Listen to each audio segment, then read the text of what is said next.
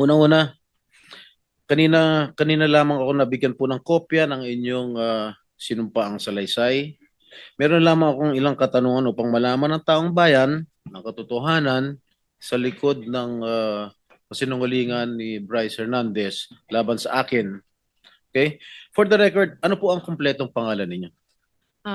Your Honor, if I may, can I have please a short statement? I hope you will not deduct it from my time. Oh, hindi. Kasi yung responses hindi kasama. Go ahead, please. Yes, Your Honor, yes, I am Mina Jose, and I am appearing before this committee in my capacity, in my personal capacity, and as a representative of WJ Construction.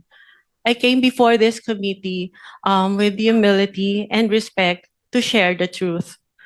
First of all, I thank the committee through the leadership of our chairperson, Honorable Senator Panfilo Lacson, for giving me this opportunity to explain my side. Today, I wish to clear not only my name, but also the name of WJ Construction and those personalities who have been unfairly dragged in this controversy. I wish to clearly state first that to the best of my knowledge, Beng Ramos is not and have never been a staff of Senator Jinggoy Estrada or any senator or congressman. I have known her only as a staff of the Blue Ribbon Committee, particularly the Broom. And as far as I know, Beng is a dedicated government employee who has never been involved in any controversy, especially in this anomalous flood control projects that Ade Bryce mentioned in the congressional hearings. And as for myself, I speak from the depth of my heart that I have never engaged in any illegal activity. I have never given nor received any money from any public official or government employee, including this Mr. Bryce Hernandez. Thus, I strongly deny his accusations, the baseless and malicious accusations he threw against me and WJ Construction during the congressional hearing. WJ Construction, which my partner and I have devoted decades of honest work to build, has always stood on the strength of its good reputation. We have completed numerous private and government projects, no ghost projects, no substandards. Our clients can attest to the quality of the work and the integrity with which we conduct ourselves. Everything I know and all that I can share in this hearing, to the best of my knowledge, have been fully narrated in the affidavit that I have submitted to the committee. I am here today to affirm those truths, to defend my integrity, and to stand firm for the good name of WJ Construction, which represents not only my family's livelihood, but the honest labor of the many people who have worked for us. I'm sorry, Your Honor, I'm so emotional. Thank you so much. Thank you, Ms. Mina. Itong affidavit dated September 17, ito ba'y malaya mong ginawa at walang nagpwersa o nananakot sa'yo para gawin ito? Wala po, Your Honor. Actually, I made the narrative myself and just asked my lawyer to please prepare it in a legal format. Okay. Kayo ba nangongontrata sa DPWH? Yes, Your Honor. Alright. Ang WJ Construction ay negosyo nyo. Tama po ba? Yes po. Kailan kayo nagsimula magnegosyo? Okay, Pumasok sa construction business. WJ Construction started po as sole proprietor when my husband was still single in 1998. And tuloy-tuloy lang po yung kanyang paggawa ng projects in both private and government projects. And in 2021 po, it transitioned into a one-person corporation. So, ano yung mga kontratang nakukuha nyo sa DPWH? Meron bang mga flood control projects? Meron po kami huling last ginawa na flood control in 2023 po. 2023? Yes po. Ano-ano po lugar? Sa Manila po. Sa Manila lang? Yes po. Okay. Ilan yung mga flood control projects ninyo? So far yun pa lang po. Isa lang? Yes po. Magkano halaga? 24 million po, Your Alright. Honor. Okay. Sabi po ni Senate President Pro Temp Senator Ping Lacson in one of his interviews, mentioned that you were in the Senate premises on August 19. Tama po ba? I was there, Your Honor. You were Yes, Your here? Honor. Yes po, Your Ano po Honor. ginagawa niyo rito? I was invited to do an ocular of the supposed project po na dapat gagawin ko po sa office ng isa pong senator. Sino po? Uh, Pwede ba malaman kung Your Honor, if I may, it was already stated in the affidavit po that Alright. I have submitted, and with due respect, sana po not to name na lang po No, the no, no. good senator because he's not really involved naman po in Yes, I any of know. this. I know that Senator. I vouch for his credibility and Opo. integrity also. So, yung ba ang unang pagkakataon mo na pumunta kay rito sa Senado? Nagpupunta na po ako dito in the past, Your Honor. In the past, Opo. ano ginagawa niyo in the past dito? Matagal na po yon nung senator pa po yung ninong ko, si Joker Arroyo. Kasi po bumibisita po ako sa kanya and yung mga kaibigan ko po sa Broome. So, sino-sino yung mga pinupunta Senator niyo sa- Jinggoy, in fairness to all the senators, not only those present here, I would suggest that Ms. Jose or Mrs. Jose should identify kung kaninong office siya nagpunta. Okay, Senator Erwin Tulfo po. Ano po naging sadya niyo sa office niya?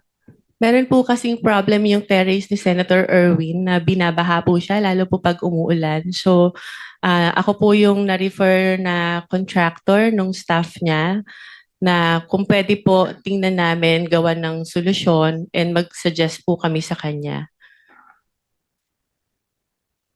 Yes, Mr. Chair. With the permission of Senator Estrada, With the permission of his name Senator. has been mentioned, I think we owe it to him. No? Mr. Chair, the only time that I learned of the Double J construction was through a staff of mine na recommended me this group to fix my veranda on the 5th floor, Mr. Chair. But when upon learning her name was mentioned by Engineer Bryce, we immediately requested to cancel all contracts with WJ, where I specifically ordered to terminate our office refurbishment project with WJ. And also, that was on September 9, Mr. Chair. And then on September 11, I issued another memo asking for an incident report to all concerned employees, specifically the friend of the Double J Construction, Mina Jose. And on September 18th, I passed an internal policy for gate pass and visitors pass requests na wala po muna kami natanggapin ng mga bisita because of that.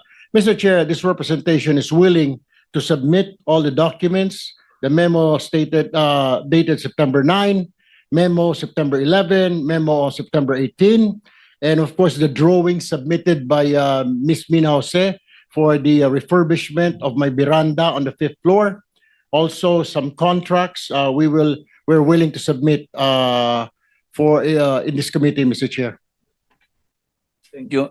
Mrs. Jose, meron pong sinabit sa aming opisina yung Director General, CCTV footage. So gusto ko lang malaman din para sa kaalaman ng lahat. Bukod sa opisina ni Senator Erwin Tulfo, saan po pa kayo nagpunta? Meron pa po akong pinuntahang office at sabi ko nga po, may mga kaibigan po ako sa Broome na tinext ko na papunta ako ng Senate and I want to see them. Can we plus on the screen yung footage, yung CCTV?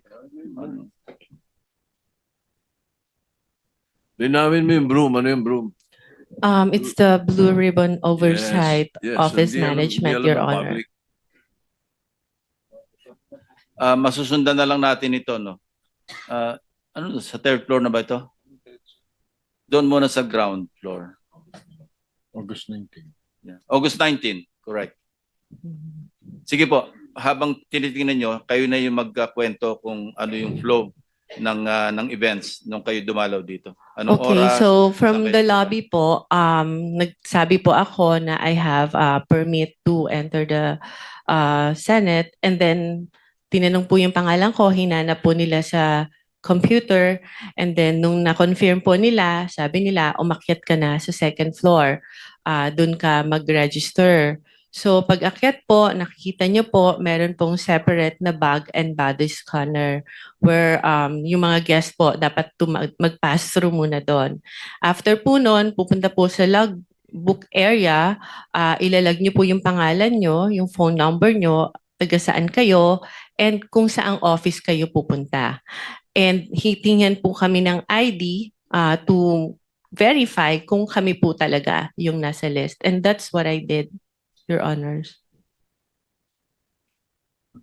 Ito po, yan na yung pumunta kayo sa Broome, di ba? Yes Sige, po. sige, tuloy niyo lang.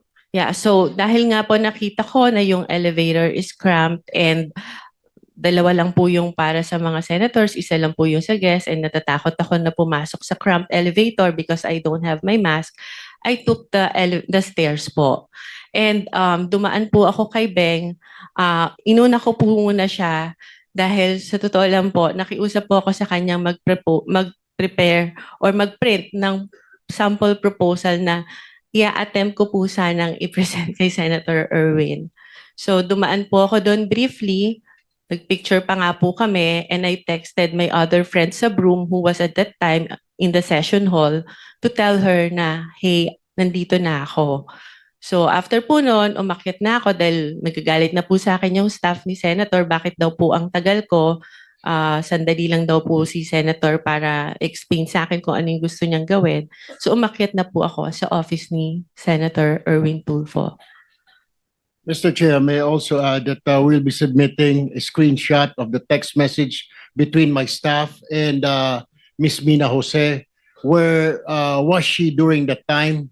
Dahil doon po sa text message, sinabi niya dumaan pa sa Broome. At meron din po akong letter sa staff ko asking her bakit dumaan sa Broome.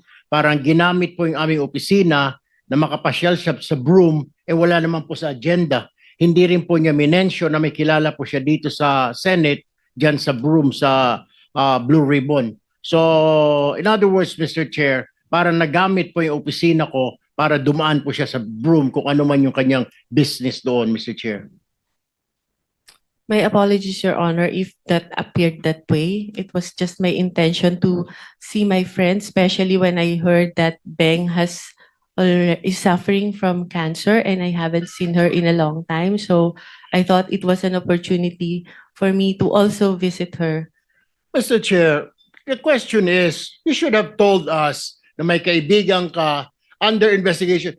My staff even asked me, Mr. Chair, if you would remember and you lied. Sinabi namin, baka ikaw sabit ka dito sa flood control. Wala po kami, hindi po kami sabit dyan. Ang mga project ko, 30 million. Do you remember that? You were asked, Ms. Jose.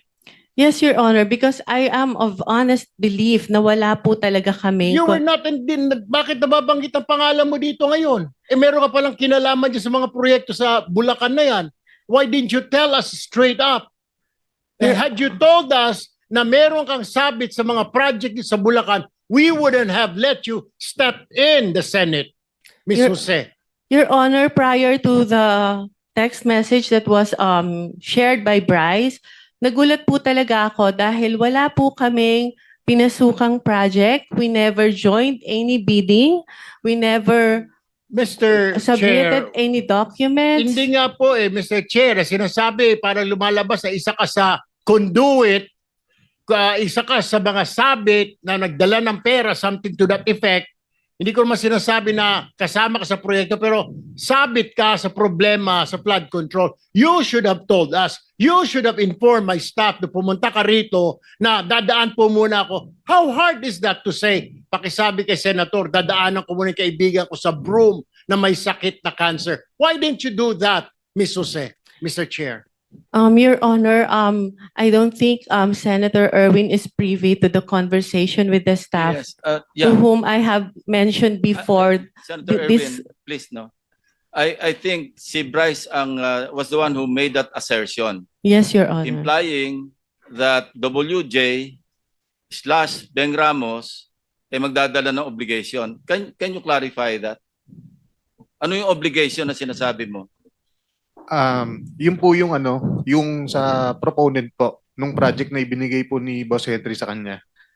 At yung regarding naman po dun sa pagdadala ng obligasyon, meron po akong follow-up na magpapatunay na What exactly did you mean when you said nung ano ka sa house, yung obligasyon, ano yung obligation na yon? Pera, pera po. para kanino, lagay, ano yung context ng obligation? Pera po siya para sa proponent. Ano yung sabihin? Lagay para sa proponent? Yung advance po. Opo. Advance yung, para yung sa parang proponent? bayad po para dahil nakuha niya yung project na yun. Mrs. Jose? Your Honor, I don't know what he was talking about because the context of that message is about giving him documents for a supposed po dahil hindi natuloy na joint venture. If I may, Your Honor, in my affidavit, Wait for a while, ano? And pag sinabi mong proponent, you were directly linking Senator Jinggoy, hindi ba? As the proponent. Ay, hindi Kasi po. minention mo yung Beng Ramos na sinabi mo, stop siya ni Senator Jinggoy. Yes. So that was the implication. Pag sinabi mong magpapadala o ipapadala yung obligation sa WJ, Beng Ramos, and then nung tinanong ka, sino si Beng Ramos, stop ni Senator Jinggoy, hindi ba? Yes po. So yun ang ini-imply mo na yung obligation na sinasabi mong para sa proponent para kay Senator Jinggoy. Hindi po, Your Honor. O ano yun? Sino yung proponent ngayon? Ibang project po yung hindi po galing kay pinagtugtong mo Senator kasi Jinggoy. Anyway, sige, please continue, Mrs. Jose. if you remember po dun sa shinare niya na text message, nagpakilala lang po ako na Mina, WJ Construction, Beng Ramos, for him to know na nakuha ko po yung number niya kay Beng Ramos. And nag-usap po kami, nagpakilala ako as contractor, nagtanong po ako sa kanya kung ano po ba yung, to have an overview kung ano po yung mga projects na meron po sa kanilang district nung sinabi niya po na siya ay taga Bulacan. So nung sinabi niya po, Ito yung thread ninyong dalawa. Sige, tuloy mo lang. yes po. Nung sinabi niya po na mostly flood control, tinanong ko po kung ano po yung category na required nila. Ang sabi niya po, at least small A. Sabi ko po sa kanya, hindi po pala kami pwede because our flood control category is only small B. So baka hindi na po kami tumuloy. And he suggested po na pwede pa rin naman through a joint venture agreement, which is naman po normal na kalakaran sa construction sa DPWH na if you want to participate in a project na hindi ka qualify, you can do a joint venture with a license na qualified po doon. So our agreement was that, but sa kanya po, bibigyan kita, ipapakilala kita doon sa contractor na qualified, but all the expenses, sabi niya, for the processing of the joint license agreement will be for your account. So ako naman po nag-agree, no? And yun po yung conversation namin. Nasabi ko, sige, ipapadeliver ko dyan yung mga document through my staff. And I have to know pa po kung sino yung taong kausap ko. Kaya medyo ano pa rin po ako medyo cautious pa rin po ako. I want my staff to go there para makilala po siya at kung sino yung contractor na sinasabi niya. Mr. Chair, may Mr. Chair? I interject? Mr. Chair, Yes, Senator with the Marcoleta. permission of Senator Bryce, nung nag-testify ka sa House, matibay yung salita mo na si Miss, ano pangalan? Mina po. Mina, ay magdadala ng pera sa proponent. At ang binanggit mo sa House, si Senator Jinggoy. Di ba? Sa House. Your Honor, nakalink lang po na ang pakilala kay kay Ma'am Mina and Ma'am Beng is staff po ni Sen Jinggoy, pero hindi po specifically sinabi ko na yung proponent is para po kay Senator Jinggoy. Ayun, malinaw ngayon, ina-attribute mo lang bale kay Senator Jinggoy dahil stop niya si Beng. Tama? Hindi po. Ibang projects po yung sinasabi ko na nakatag po kay Senator Jinggoy. Hindi po yung specifically noong 2022. O iba na Na- naman ang sinasabi mo. Ito munang isa-isa lang. Nag-iiba ka na naman ng ng salita. Excuse Sa me, House, with Senator Marcoleta, with the indulgence of the other members, we are suspending the one follow-up question because of the sensitivity of this issue. Okay. We want to resolve this and get to the bottom of this. So, with your indulgence, baka pwedeng suspend natin yung one follow-up question. mag-freewheeling muna tayo. Sandali, no? Thank you. Thank you, Mr. Chair. So, pero malinaw, merong magdadala, sinabi mo. Ang magdadala si Miss Mina, tama? It's either Miss Mina or Beng Ramos po. Pero merong dadalhin, di ba? Yes po. Malinaw na malinaw yon. Walang Opo. problema doon. Wala pong problema Ngayon, doon. sinabi mo na hindi naman pala si Senator Jinggoy. Specifically, hindi po si Senator Okay, Jinggoy. kanino kaya yon? Proponent lang po ang sinabi sa akin ni boss. Sino nga? Sino yung proponent? Wala, naka-blind po ako doon kung sino pong proponent po. Blind siya kung sino proponent, pero nung nag-testify ka sa House, tahasan sinabi mo, ako at si Senator Joel Villanueva ang pinangalanan mo. At Opo, sinabi mo rito, sabi ni Congressman Ridon, sorry, excuse me, before proceeding, can we state for the record again who is Beng Ramos? Ang sagot mo, she is the staff of Senator Jingo Estrada po. Sagot ni Ridon, staff of Senator Beng Ramos is a staff of Senator Jingo Estrada. Ang sagot mo, yes po, Your Honor. Oh. Hindi ko siya naging staff kahit kailan, simula nung pumasok ako sa Senado noong 2004 up to the present. Hindi ko naging staff si Beng Ramos. How did you come to that conclusion na naging staff ko si Beng Ramos? Your Honor, si Boss Henry po ang nagpakilala sa akin. No. You answer my question directly. How did you come into that conclusion na staff ko si Beng Ramos? Si Boss Henry po nagsabi sa akin na staff niyo daw po si Beng Ramos. Paano malalaman ni Alcantara yan? Mr. Alcantara, can you confirm his statement? Respectful deny, Your Honor. Hindi ko nga po kilala to si pangalan to, Mina. At yung Beng Ramos po, alam ko po, nung nagtatanong nga po ako, sila po magkakilala niya, taga Santa Maria po yan eh. Hindi ko naman po personally kilala po yan eh. So, Every time na lang po, sa akin lagi yung turo niya. magkababayan kayo ni Beng Ramos. Ngayon ko lang din po nalaman, Your Honor. Alright. Meron ka pa sinabi, this was the, sa House ha, this was the time na meron pang project na binigay si Boss Henry Alcantara kay Miss Beng Ramos through Miss Mina of WJ Construction.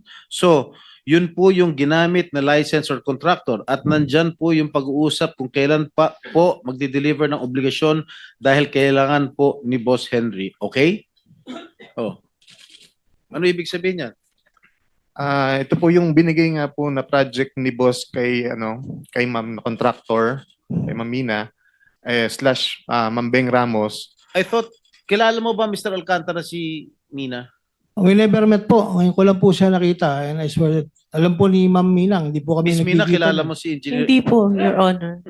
Anyway. Kahit po si Sir Bryce Teka, sa phone. Yeah, phone sino ko lang. nagpakilala sa iyo kay Bryce? Binigay lang po sa akin ni Beng Ramos yung number niya. So over the phone lang po kami nag-usap. Okay, so kinontak mo na siya on the Opo. basis of the, yeah. Opo. Thank you.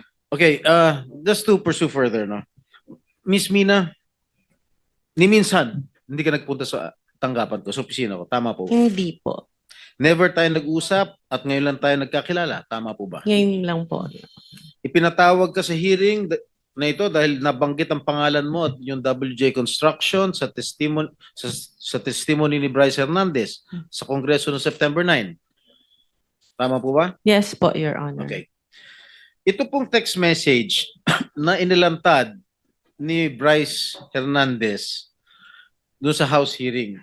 Okay? Natatanda mo ba itong text message na ito? Yes po, because I still have that in my Ikaw phone. ba nagpadala nito? Ako po. Ikaw? Ako po. Bakit Beng Ramos ang nakalagay doon? Pinanood ko nga po yung hearing ng congressional and it appeared po na to Bryce, ang ka-text niya po ay si Beng Ramos. So, bakit Beng Ramos ang nakalagay rito? Kasi po ang pakilala ni boss sa akin is Beng Ramos is staff niyo po, hindi naman po si Ma'am Mina. Si Beng Kaya- Ramos ang staff ko? Opo, yun po ang sabi niya sa akin. Sabi nino? Ni Boss Henry ko po. Paano niya malalaman? Hindi naman kami nag-uusap niya. Paano niya malalaman staff ko si Beng Ramos? How will he know? Hindi ko rin po alam. Yun lang po ang sinabi sa akin ni Boss Henry. Kaya po Alam mo, nagkaroon po kami ng connect ni Alam mo, Ma'am Beng Ramos tsaka si alam mo, Ma'am Mr. Mina. Bryce, masyado ka na nagsisinungaling eh. Anyway, So, ang pagkakaalam mo, sino nag-text sa'yo nito? Si Miss Mina o si Beng? Ayan po. Nakalagay po pala yung akala ko po, si Ma'am Beng Ramos. Pero si ano pala, Ma'am Mina ng WJ Construction po. Okay. Ito, nangyari to December 10, 2022. Just for the record. Tama po ba? Opo, Your Honor. Sabado itong, namin, Sabado to, December 10, 2022. Kaupo lang namin mga bagong senador nun. Okay? Senator So- Jinggoy, Yes. with the, Yes, please. Mr. Chair, Go ahead, please. interjection lang, Mr. Senator Jinggoy, kung baka pwedeng to give clarity, saan yung Beng Ramos na yan? Paupuin natin dito. Mr. Chair. Yes. I have conferred already, if I may, I have conferred with the chairman of the Senate Blue Ribbon due to humanitarian reasons because she is suffering from stage 4 cancer. So, kawawa naman. We decided against inviting her because she's undergoing chemotherapy. Well noted, Mr. Chair. Thank you. Sorry, I don't know about that information. Thank you. But sana, para maklaro ito. But thank you, Mr. Chair. Okay. Yeah. Okay, sa message mo nung December 11, which Excuse Fellow me, na Senator Sunday. Jinggoy. yes. Nagpaalam po sa chairman, si DPWH Secretary Vince Dizon at saka si AMLC Executive Director Matthew David kasi may mga importante silang lakad. Kaya sinabi ko kanina, before 12, papakawalan na natin sila. So, kung may tatanong po kayo, meron pa tayong 12 minutes. Tanungin nyo sila para pag alis nila, wala na tayong kailangan ipursong tanong para sa kanila. With the indulgence po of Senator Jinggoy, Mr. Chair, I have few questions para po kala Secretary Vince Dizon at saka sa AMLAC po. With the permission of the body, mag-interject, especially Senator Jinggoy, kasi paalis na yung dalawa. Okay, alright. Thank you. Mr. Chair, Secretary Dizon, ito po bang EGB builders ay nilagay na po ninyo sa ika nga kinasuhan po ninyo because they're one of the 15 that was mentioned by the Office of the President? Hindi pa po, Mr. Chairman. Bakit hindi po, Mr. Chair? Wala pa po kaming nakikitang proyekto at ebidensya na nag-lead dito sa kumpanyang to. In fact, ngayon ko lang ho na narinig ito, itong EGB Builders. But we will look into it po, Mr. Chairman. Pero sa ngayon po, wala pa po. Kasama po siya doon sa top 15, Mr. Chair, itong EGB Construction. Kaya ako po nabanggit lang, Mr. Chair, dapat silipin din because we have information and we have evidence linking EGB dito po sa Wawaw. Kasi ito pong Wawaw Builders na ito po ay kumpanya rin po ni Engineer Bagaw. Pinapahiram niya po yung lisensya ng Wawaw sa mga tiga DPWH po sa First District ng Bulacan. So